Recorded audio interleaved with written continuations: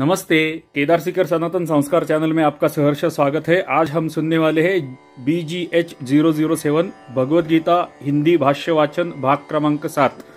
आपसे प्रार्थना है कि थोड़ा सा समय निकालकर यह वीडियो अंत तक देखें।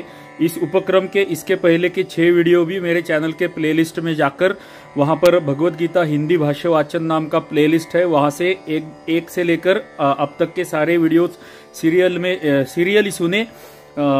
आश्वस्त हो जाइए कि इस उपक्रम से, इस वीडियो से आपको बहुत सारा ज्ञान मिलने वाला है।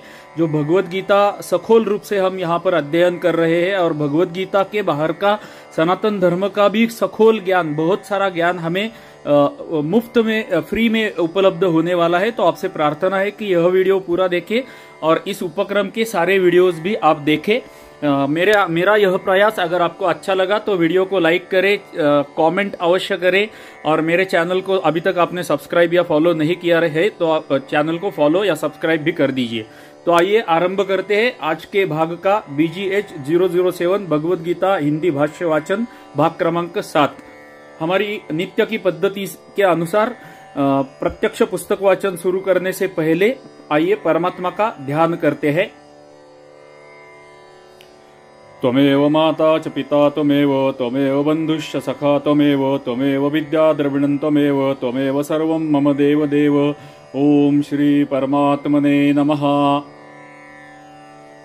पिछले छठे भाग में हमने 25वां श्लोक पूर्ण कर दिया था। अभी हम 26वें श्लोक से आरंभ कर रहे हैं। 26वें श्लोक का संबंध भगवान श्री कृष्ण की आज्ञा सुनकर अर्जुन ने क्या किया, अब उसे बतलाते हैं। तो अभी 26वां और 27वां श्लोक है। 27वां श्लोक का आधा भाग कर दिया है क्योंकि 27वें श्लोक में आगे अर्जुन उवाच आता है। तो 27वां श्लोक का आधा भाग हम पढ़ेंगे यहाँ पर और आगे क्रमशः करेंगे। तो आइए पढ़ते 26 और 27वां आधा श्लोक। तत्र पश्यत् स्थितान् पार्थ पितॄनथ पितामहान् आचार्यान् मातुलान् भ्रातॄन् पुत्रान् पौत्रान् सखींस्तथा श्वशुरान् सुहृदश्चैव सेनयोरुभयोरपि। अर्थ पढ़ते हैं 26 और 27वें आधे श्लोक का। इसके बाद पृथापुत्र अर्जुन ने उन दोनों ही सेनाओं में स्थित ताऊ चाचों को, दादो परदादा को, गुरुओं को, मामाओं को, भाइयों को, पुत्रों को, पौत्रों को तथा मित्रों को, ससुरों को और सुहृदों को भी देखा। पहला प्रश्न 26वें श्लोक का। इस 1.5 श्लोक का स्पष्टीकरण कीजिए। 1.5 श्लोक जो है 26 और 27वां आधा, इसका स्पष्टीकरण हमें देखिए कितना ज्ञान मिल रहा है भगवद गीता का इस उपक्रम से। उत्तर, भगवान की आज्ञा पाकर अर्जुन ने दोनों ही सेनाओं में स्थित अपने समस्त स्वजनों को देखा। उनमें भूरिश्रवा आदि पिता के भाई पितातुल्य पुरुष थे। भीष्म, सोमदत्त और बाह्निक आदि पितामह प्रपितामह थे। द्रोणाचार्य, कृपाचार्य आदि गुरु थे। पुरुजित, कुंतीभोज और शल्य आदि मामा थे। अभिमन्यु, प्रतिविंध्य, घटोत्कच, लक्ष्मण आदि अपने और भाइयों के पुत्र थे। लक्ष्मण आदि के पुत्र थे जो संबंध में अर्जुन के पौत्र लगते थे। साथ खेले हुए बहुत से मित्र और सखा थे।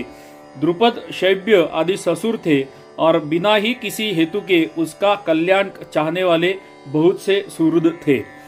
तो सामने वाली सेना में अर्जुन को बहुत सारे सुहृद और कुटुंबीय, परिवार, मित्र, गुरु ये सब लोग दिख रहे हैं और अभी अर्जुन श्री कृष्ण भगवान को अपना विषाद बोलने जाने वाले हैं। तो आगे चलते हैं। 27वां श्लोक आधा और 28वां श्लोक आधा, उसका संबंध।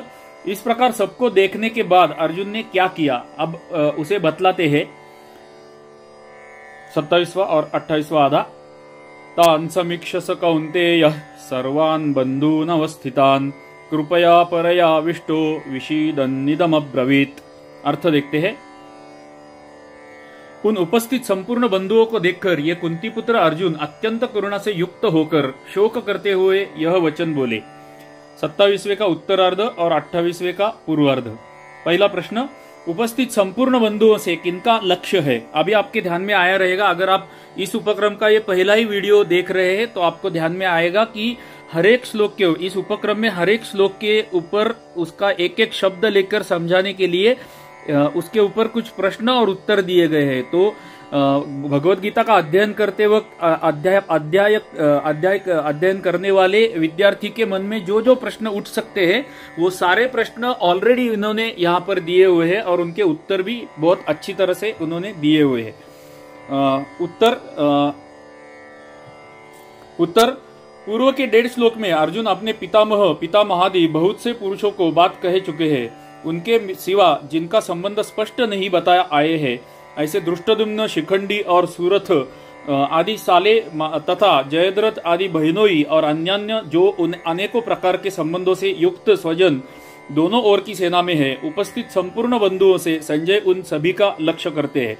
अगला प्रश्न, अर्जुन अत्यंत करुणा से युक्त हो गए, इसका क्या तात्पर्य है? उत्तर, अर्जुन ने जब चारों ओर अपने उपरयुक्त स्वजन समुदाय को देखा और यह सोचा कि इस युद्ध में इन सबका संहार हो जाएगा, तब बंधु स्नेह के कारण उनका हृदय कांप उठा और उसमें युद्ध के विपरीत एक प्रकार की करुणा जनित कायरता का भाव प्रबल रूप से जागृत हो गया। यही अत्यंत करुणा है जिसको संजय ने परया कृपया कहा है और इसका कायरता के आवेश से अर्जुन अपने क्षत्रियोचित वीर स्वभाव को भूलकर अत्यंत मोहित हो गए। यही उनका उस करुणा से युक्त हो जाना है। तो लगभग यहाँ से अर्जुन का विषाद आरंभ होता है, जो इस अध्याय का नाम है। इस अध्याय का नाम ही ये अध्याय का नाम ही अर्जुन विषाद योग है। तो भगवद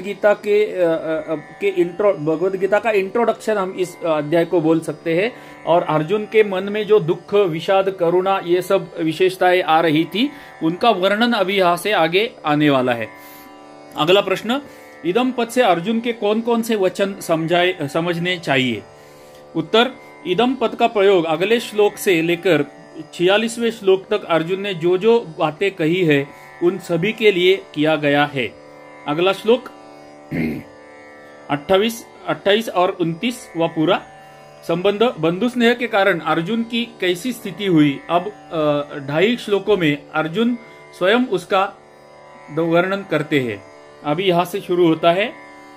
अर्जुन उवाच दृष्टवेमं स्वजनं कृष्ण युयुत्सं समुपस्थितं सीदन्ति मम गात्राणि मुखं च परिशुष्यति वेपथुश्च शरीरे में रोमहर्षश्च जायते।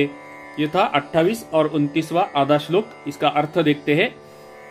यहाँ पर आप देख सकते हैं कि इस पुस्तक में भगवद गीता तत्व विवेचनी टीका, ये गीता प्रेस गोरखपुर का जो पुस्तक है, उसमें एक एक शब्द तोड़कर भी हर एक श्लोक के नीचे दिया हुआ है, जिससे सरलता हो भगवद गीता अध्ययन करने वाले विद्यार्थियों को।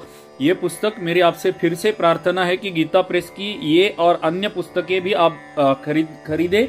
और अगर किसी को आपको भेंट वस्तु देनी है तो मार्केट से जाके कोई सामान्य भेंट वस्तु देने से अच्छा रहेगा कि ये भगवद गीता का और हमारे सनातन का ज्ञान प्रसार करने वाले बहुत से पुस्तक गीता प्रेस के अत्यल्प मूल्य में उपलब्ध है। वो पुस्तकें आप खरीदे, ऑनलाइन मंगवाए और अपने सुहृद, परिवार, कुटुंबीय तथा अन्य लोगों को ये पुस्तकें भेंट देते रहे, ये मेरी आपसे प्रार्थना है। तो आइए इस श्लोक का अर्थ देखते हैं। अर्जुन बोले, हे कृष्ण, युद्ध क्षेत्र में डटे हुए युद्ध के अभिलाषी इस स्वजन समुदाय को देखकर मेरे अंग शिथिल हुए जा रहे हैं और मुख सुखा जा रहा है तथा मेरे शरीर में कंप एवं रोमांच रहा है। 28वें का उत्तरार्ध और 29वां आधा। पहला प्रश्न इस श्लोक के ऊपर का, अर्जुन के इस कथन का क्या भाव है?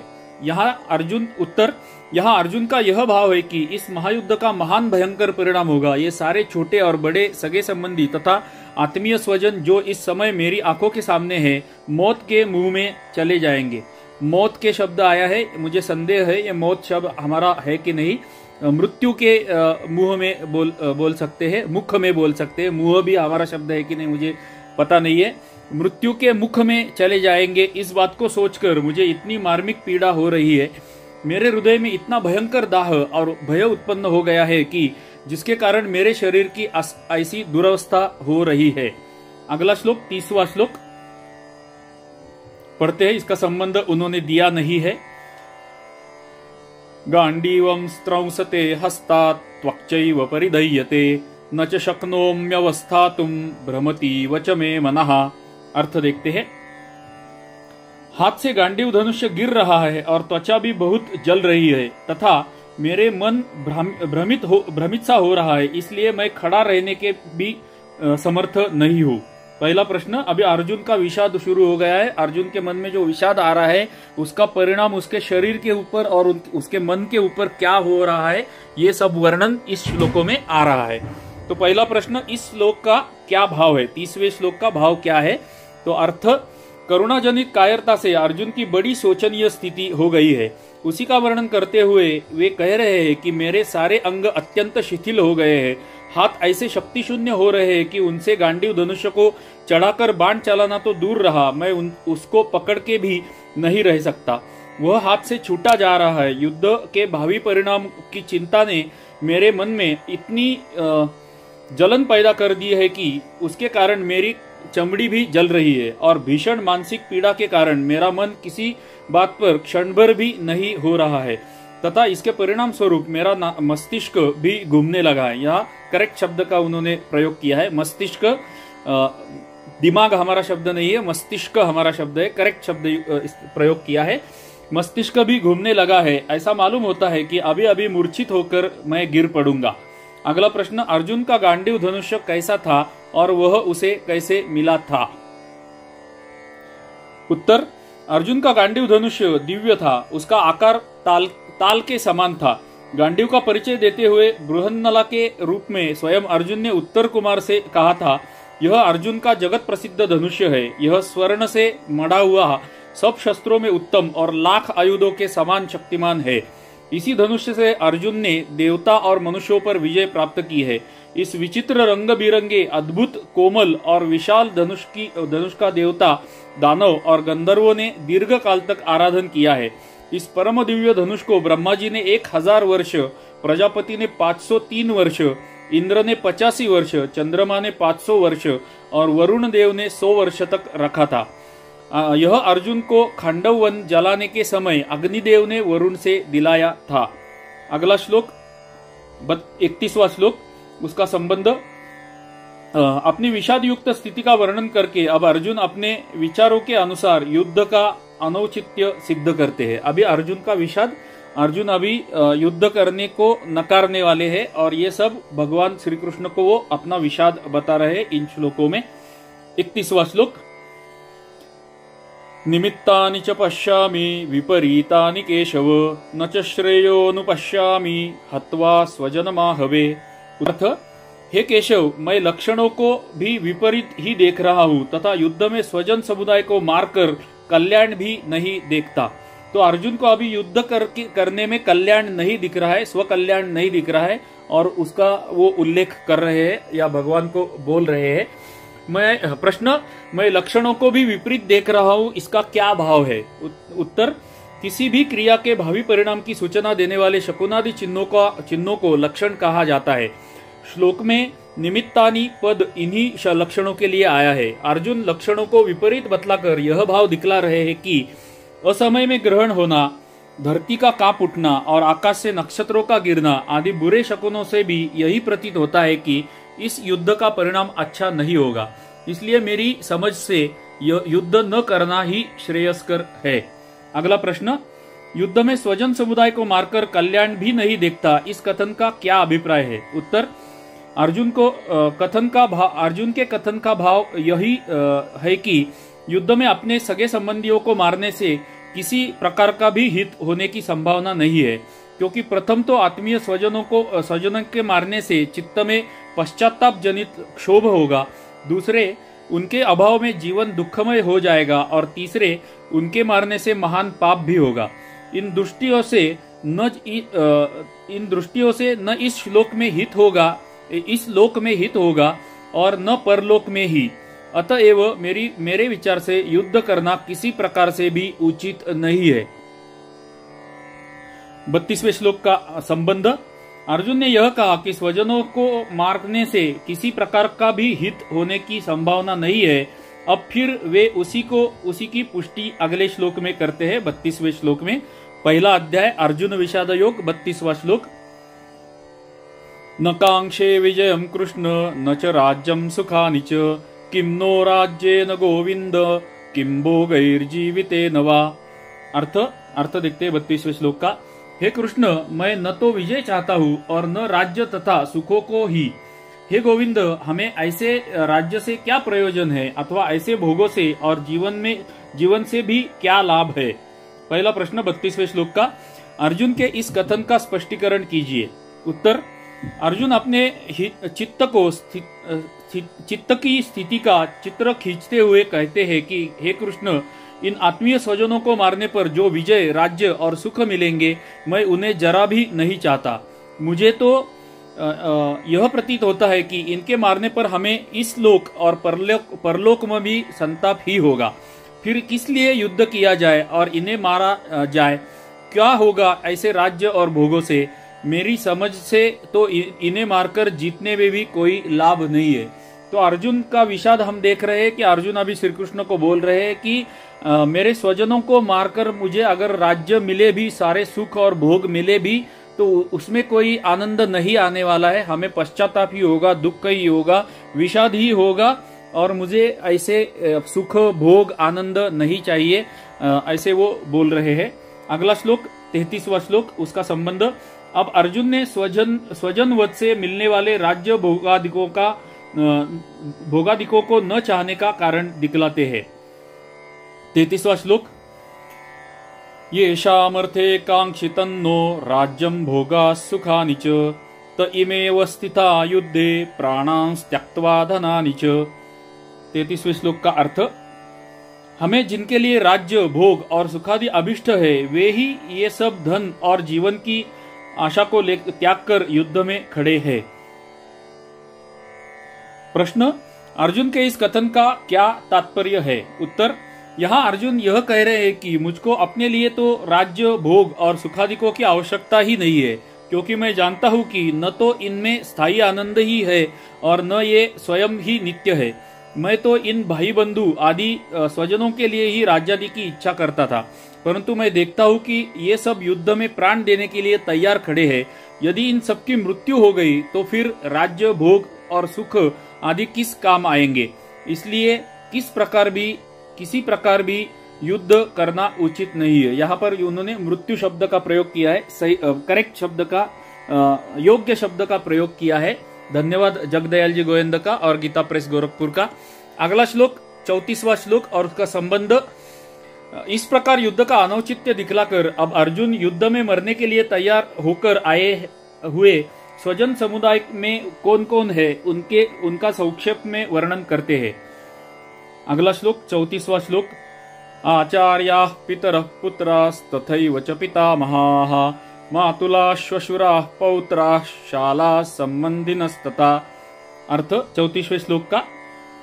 गुरुजन, ताऊ, चाचे, लड़के और उसी प्रकार दादे, मामे, ससुर, पौत्र, साले तथा और भी संबंधी लोग हैं। पहला प्रश्न, अर्जुन इन संबंधियों के नाम लेकर क्या कहना चाहते हैं? उत्तर, आचार्य, चाऊ, ताऊ, चाचे आदि संबंधियों की बात तो संक्षेप में पहले ही कही जा चुकी है। यहाँ शालाह शब्द से दृष्टद्युम्न, शिखंडी और सुरथ आदि का तथा संबंधिना से जयद्रथादि का स्मरण कराकर वे यह कहना चाहते हैं कि संसार में मनुष्य अपने प्यारे संबंधियों के ही लिए तो भोगों का संग्रह करता है। जब वे ही सारे मारे जाएंगे तब राज्य भोगों के प्राप्ति से क्या होगा ही क्या। ऐसे राज्य भोग तो दुख के ही कारण होंगे। और अगला श्लोक आता है 35वां श्लोक। संबंध। सेना में उपस्थित शूरवीरों के साथ अपना संबंध बतलाकर अब अर्जुन किसी भी हेतु से इन्हें मारने में अपनी अनिच्छा प्रकट करते हैं। 35वां श्लोक। एतान्न हन्तुमिच्छामि घ्नतोऽपि मधुसूदन अपि त्रैलोक्य राज्यस्य हेतोः किन्नु मही कृते। अर्थ देखते हैं 35वें श्लोक का। हे मधुसूदन, मुझे मारने पर भी अथवा तीनों लोकों के राज्य के लिए भी इन सबको मारना नहीं चाहिए। फिर पृथ्वी के लिए तो कहना ही क्या है।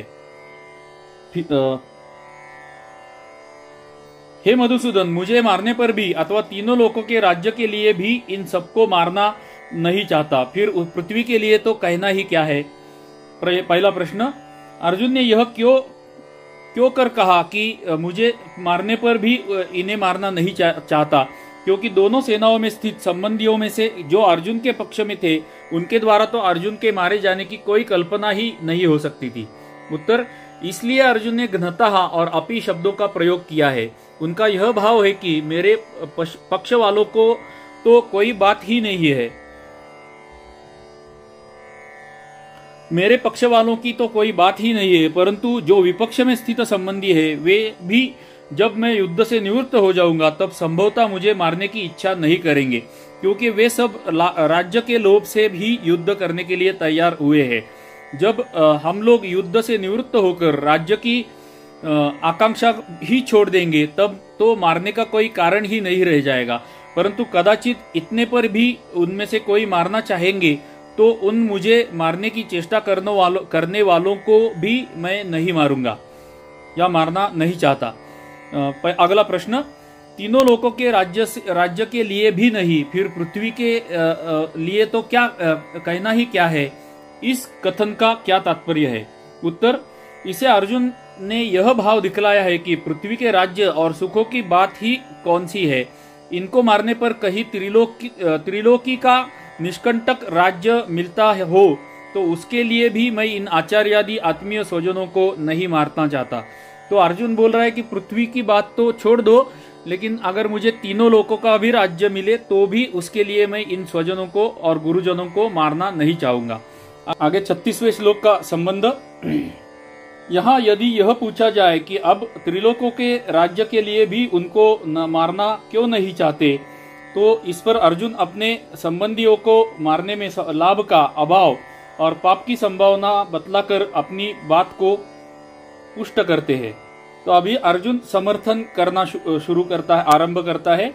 अर्जुन ने पहले श्लोकों में जो अपना विषाद कहा उसका समर्थन अभी अर्जुन आगे आने वाले श्लोकों में करने वाले हैं। तो 36वां श्लोक, निहत्यदार्तराष्ट्रान्न का प्रीति स्यात् जनार्दन पापमेवाश्रयेदस्मान् हत्वैतानाततायिनः। अर्थ देखते हैं 36वें श्लोक का। हे जनार्दन, धृतराष्ट्र के पुत्रों को मारकर हमें क्या प्रसन्नता होगी, इन आतताइयों को मारकर तो हमें पाप ही लगेगा। अभी प्रश्न उत्तर देखते हैं। 36वें श्लोक का पहला प्रश्न, धृतराष्ट्र के पुत्रों को मारकर हमें क्या प्रसन्नता होगी, इस कथन का क्या भाव है? उत्तर, अर्जुन कहते हैं कि विपक्ष में स्थित इन धृतराष्ट्र पुत्रों को और उनके साथियों को मारने से इस लोक और परलोक में हमारी कुछ भी इष्ट सिद्धि नहीं होगी, और जब इच्छित वस्तु ही नहीं मिलेगी तब प्रसन्नता तो होगी ही कैसे। अतएव किसी दृष्टि से भी मैं इनको मारना नहीं चाहता। अगला प्रश्न, स्मृतिकारों ने तो स्पष्ट शब्दों में कहा है, आततायिन आयांतम हन्यादेवा विचारयन नाततायिवधे दोषो हंतुर्भवति कश्चन। अर्थ, अपना अनिष्ट करने के लिए आते हुए आतताइयों को बिना विचारे ही मार डालना चाहिए। आतताइयों को मारने से मारने वाले को कुछ भी दोष नहीं होता है। ये वाक्य आज के जीवन में भी हमारे लिए अत्यंत आवश्यक है। अगर कोई सेल्फ डिफेंस में किसी को मार रहा है, हम लोग अगर किसी को सेल्फ डिफेंस में, हमारे अपने आप के बचाव में, अपने आप को की रक्षा के लिए, बचाव नहीं रक्षा के लिए अगर हम किसी को मारते हैं तो उसका दोष नहीं होता है। ये हम लिखा गया है, स्मृतिकारों ने लिखा हुआ है। और उसका अर्थ इस श्लोक का फिर से मैं पढ़ता हूँ। अपना अनिष्ट करने के लिए आते हुए आतताइयों को बिना विचारे ही मार डालना चाहिए। आतताइयों के मारने से मारने वाले को कुछ भी दोष नहीं होता है। तो आजकल क्या हो रहा है, आजकल के कालावधि में हमारे सनातनियों पर कैसे क्या हो रहा है, अत्याचार हो रहे हैं और कैसे गले काटे जा रहे हैं। अगर हमारा गला काटने के लिए कोई आता है, ऐसा कोई परपंथी मजहबी आतताई अगर आता है और हमारी रक्षा, स्वयं की रक्षा करते वक्त हमने अगर किसी को मार डाला तो उसका दोष नहीं लगेगा, ऐसा लिखा हुआ है अपने स्मृतियों में। वशिष्ठ और कहा लिखा है, उसका संदर्भ भी उन्होंने आगे दिया है। वशिष्ठ श्रुति में आतताइयों के लक्षण इस प्रकार बतलाए गए हैं। कौन है आतताई, उनके लक्षण, अत्याचारी अतिरेकी कौन है, उनके लक्षण यहाँ पर दिए गए हैं। चिन्ह लगाकर आप चिन्हित कर सकते हैं कि आज के कालावधि में अतिरेकी, अत्याचारी, आतताई कौन है। श्लोक है, अग्निदो गरदश्चैव शस्त्रपाणिर्धनापहः श्रेता क्षेत्रदारापहर्ता च षडेते ह्या ततायिनः। इस श्लोक का अर्थ हमारे लिए अत्यंत महत्वपूर्ण है। आज की कालावधि में अतिरेकी लोगों को और आतताइयों को, अत्याचारियों को चिन्हित करने के लिए इस श्लोक का अर्थ हमारे लिए अत्यंत महत्वपूर्ण है। अभी आप वर्णन देखिए, कौन आतताई है, कौन अतिरेकी है, और यह हमारे वशिष्ठ स्मृति में लिखा हुआ है, आग लगाने वाला। तो आज की दिनांक में, आज की कालावधि में कौन आग लगाता है, वो आप जरा स्मरण करने की प्रयत्न कीजिए। विष देने वाला, दूसरे व्यक्ति को विष जो देता है, वो आतताई या अतिरेकी है। हाथ में शस्त्र लेकर मारने को उद्यत, हाथ में जिसके शस्त्र है और दूसरे को मारने के लिए बिना, वो अत्याचारी कहलाता है। निर्दोष व्यक्ति की हत्या करने के लिए जो हाथ में शस्त्र उठाता है और दूसरे को मारता है, उसे आतताई या अतिरेकी, अत्याचारी कहा जाता है। धन हरण करने वाला को किसी भी रूप से, भले ही वो हलाल सर्टिफिकेशन के रूप से हो, किसी भी रूप से हमसे धन हरण करने वाला जो है, उसे अत्याचारी कहा जाता है। आगे जमीन छीनने वाला, दूसरे की जमीन छीनने वाला, जैसे आज के कालावधि में वक्फ बोर्ड जैसा संगठन हो कि जो दूसरे की जमीनें छीनता है, ऐसे जमीन छीनने वाला। और स्त्री का हरण करने वाला, जैसे आज की दिनांक में आज की कालावधि में बहुत सारे लव जिहाद के केसेस हम देख रहे हैं। तो स्त्री के हरण करने वाला, भले ही वो उसको फंसाकर भी उसका हरण कर रहा है, जैसे रावण ने सीता माँ की भुलाकर उसको हरण कर लिया था, वैसे आज की कालावधि में भी आज भी रावण है, और ऐसे स्त्री का हरण करने वालों को भी आतताई, ये छही को आतताई कहा जाता है।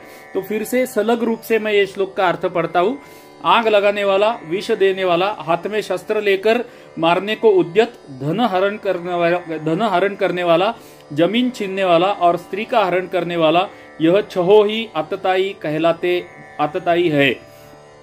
आगे वो कहते हैं, दुर्योधनादि में आतताइयों के उपर्युक्त लक्षण पूरे पाए जाते हैं। लाक्षा भवन में आग लगाकर उन्होंने पांडवों को जलाने की चेष्टा की थी। भीमसेन के भोजन में विष मिला दिया था। हाथ में शस्त्र लेकर मारने को तैयार थे ही। जुए में छल करके पांडवों का समस्त धन और संपूर्ण राज्य हर लिया था। अन्यायपूर्वक द्रौपदी को सभा में लाकर उसका घोर अपमान किया था और जयद्रथ ने उन्हें हरकर ले गया था। इस अवस्था में अर्जुन ने यह कैसे कहा कि इन आतताइयों को मारकर तो हमें पाप ही लगेगा। तो ये महाभारत के लक्षण दिए हुए हैं उन्होंने, या उदाहरण दिए हैं। मैंने आपको आज की कालावधि में आज के आतताइयों को चिन्हित करने के लिए भी थोड़ा सा एक्सप्लेन कर दिया। अगर उसमें कुछ आप ऐड करना चाहते रहेंगे तो कमेंट करके उसमें ऐड कर सकते हैं, इस वीडियो के कमेंट में आप ऐड कर सकते हैं। उत्तर, ये प्रश्न बहुत बड़ा था, इसके लिए आपको लगा रहेगा कि कुछ त्रुटि हुई है क्या, लेकिन ये प्रश्न बहुत बड़ा था। प्रश्न में ही वो श्लोक दिए हुए थे और उसके आगे बहुत बड़ा प्रश्न था, उसका उत्तर हम अभी पढ़ने वाले हैं। इसमें कोई संदेह नहीं कि स्मृतिकारों के मत में आतताइयों का वध करना दोष नहीं माना गया है, और यह भी निर्विवाद सत्य है कि दुर्योधनादि आतताई भी थे। परंतु कई स्मृतिकारों ने एक विशेष बात यह कही है कि स एव पापिष्ठतमो यह कुर्यात कुलनाशनम, जो अपने कुल का नाश करता है वह सबसे बढ़कर पापी है। अपना कुल का नाश करने वाला भी पापी है। इन वाक्यों को सामान्य आज्ञा की अपेक्षा कहा बलवान समझकर यहाँ अर्जुन यह कह रहे हैं कि धृतराष्ट्र के पुत्र आतताई होने पर भी जब हमारे कुटुंबी है तब इनको मारने में तो हमें पाप ही होगा, और लाभ तो किसी प्रकार भी नहीं है। ऐसी अवस्था में मैं इन्हें मारना नहीं चाहता। अर्जुन ने इस अध्याय के अंत तक इसी बात का स्पष्टीकरण दिया है। तो इस अध्याय में, पहले अध्याय में आगे आने वाले सारे श्लोकों में स्पष्टीकरण देते हैं अर्जुन। जो अर्जुन के विचार है, उसके मन में जो विचार प्रकट हो रहे हैं, उसका स्पष्टीकरण अभी कृष्ण भगवान को अर्जुन दे रहे। अगला 37वां श्लोक, स्वजनों को मारना सब प्रकार से हानिकारक बतलाकर अब अर्जुन अपना मत प्रकट करते हैं। श्लोक पठन करते हैं। तस्मान्नार्हा वयं हन्तुं धार्तराष्ट्रान् स्वबान्धवान् स्वजनम ही कथम हत्वा सुखिनः स्याम माधव। अर्थ देखते हैं। अतएव हे माधव, अपने ही बांधव धृतराष्ट्र के पुत्रों को मारने के लिए हम योग्य नहीं है, क्योंकि अपने ही कुटुंब को मारकर हम कैसे सुखी होंगे। प्रश्न, इस श्लोक का क्या भाव है? उत्तर, इस श्लोक में तस्मात् पद का प्रयोग करके अर्जुन यह कह रहे हैं कि मेरी जैसी स्थिति हो रही है और युद्ध न करने के पक्ष में मैंने अब तक जो कुछ कहा है तथा मेरे विचार में जो बातें आ रही है उन सबसे यही निश्चय होता है कि दुर्योधनादि बंधुओं को मारना हमारे लिए सर्वथा अनुचित है। कुटुंब को मारकर हमें इस लोक या परलोक में किसी तरह का भी कोई सुख मिले ऐसा जरा भी संभावना नहीं है। अतएव मैं युद्ध नहीं करना चाहता हूं। तो अभी स्पष्टीकरण सब आने वाला है। अर्जुन जो युद्ध नहीं करना चाहते हैं उसका स्पष्टीकरण आगे सब आने वाला है। आगे 38 और 39 श्लोक एक साथ दिए हैं और 47वें श्लोक तक ही ये अध्याय है। तो अगला भाग में 8वें भाग में हम भगवद गीता का पहला अध्याय पूर्ण करेंगे। इस 7वें संस्करण में हम यहीं पर इतिश्री की ओर चलते हैं। हमारी नित्य की आपसे प्रार्थना, यह वीडियो अगर आपको अच्छा लगा रहेगा तो कृपया वीडियो को लाइक कर दीजिए। आपको भगवद गीता के विषय में जो भी कुछ आपके विचार है, अपने उपक्रम के विषय में, इस वीडियो के विषय में, मेरी त्रुटियों के विषय में, मेरी अच्छाइयों के विषय में जो भी कुछ आपके विचार है वो कृपया इस वीडियो के कमेंट में अवश्य पोस्ट करें। आपके कमेंट्स और लाइक्स मुझे बहुत रूपों से, मार्गों से मदद करने वाले हैं। जितने ज्यादा लाइक्स और कमेंट्स आएंगे उतने यह वीडियोस यानी कि भगवद गीता का यह सखोल ज्ञान अपने ज्यादा से ज्यादा सनातनी लोगों के सामने प्रस्तुत किया जाएगा यूट्यूब द्वारा या ऑटो प्ले द्वारा। ऑटो सजेशन में उनको ये वीडियो सामने आ जाएंगे और वो हो सकता है, वो संभावना है कि वो वीडियोस देखें और उन्हें भी ये भगवद गीता का और सनातन का ज्ञान प्राप्त हो जो हमें फ्री में मिल रहा है। तो आपसे प्रार्थना है कि लाइक और कमेंट अवश्य करें। अगली मेरी प्रार्थना है कि यह भगवद गीता का और सनातन का ज्ञान हमारे ज्यादा से ज्यादा सनातनी लोगों तक पहुंचना चाहिए। अपने अभिभावकों को यह ज्ञान होना तो अत्यावश्यक है, तो अभिभावकों को भी ये वीडियो शेयर करें। अपने कुटुंब, परिवार, मित्र, सहकारी आदि सारे लोगों को यह वीडियोस के लिंक्स शेयर करें। उन्हें भी उद्युक्त करें इन वीडियोस को सुनने के लिए। बहुत सुंदर और सरल तरीके से, बहुत सरलता से आपको भगवद गीता का ज्ञान घर बैठे, काम करते करते, प्रवास करते करते, चलते चलते, सोने को जब जाते हैं तब, रसोई में काम करते करते आप कभी भी इन वीडियोस को सुन सकते हैं। स्क्रीन पर देखना हो तो देख सकते हैं, नहीं देखा तो भी चलेगा। सिर्फ हेडसेट लगाकर, कान में हेडसेट लगाकर सुना तो भी चल सकता है। इतनी सरलता और सुंदरता हमारे इस उपक्रम में है। सिर्फ आपको क्या करना है, केवल आपको क्या करना है, थोड़ा सा समय, रोज का आधा घंटा सिर्फ हमें देना है।